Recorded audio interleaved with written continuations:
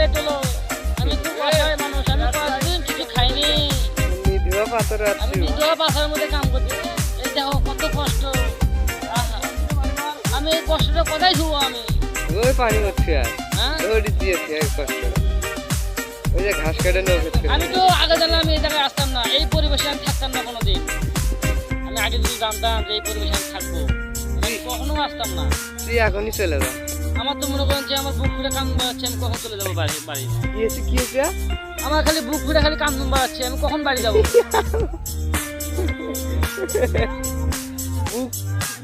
বুক ফুটে বলে কান্দন বাড়াচ্ছে।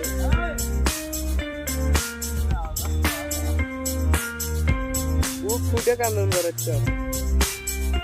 এই জন্য বলতেছি যে আমার এই খালেক ভাই আমার করছে যে খুব ভালো জায়গা, খুব ভালো ঘর, থাকার মতো, খাওয়ার মতো জায়গা আছে, পায়খানা পরিবারের মতো জায়গা। এই ভালো ঘর না মানে ওই যে চাল, ঠিক আছে, এমন জায়গায় একজন চাল খাওয়া, এমরে বেড়া ভাঙা, এমরে হাগার জায়গা নাই, মোটার জায়গা নাই, এমন একটা বিপদের মধ্যে আছি আমরা, মাঝখানে কেউ নাই, এটা নিজেও পাথরের মধ্যে আমরা চলে আছি।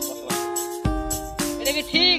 এই তুই বসবাস করতেছিস না কাম করতেছিস? কাম করতেছি, ঠিক আছে, আমি এই জায়গায় থাকবো না ভাই, আমি বাড়ি যাবো, আমাকে বাড়ি পাঠাও। বাড়ি পাঠাবো? হ্যাঁ। আচ্ছা দেখি আজকে সরকারের কাছে ভিডিও পাঠাবো, সরকার কি করে তোর জন্য।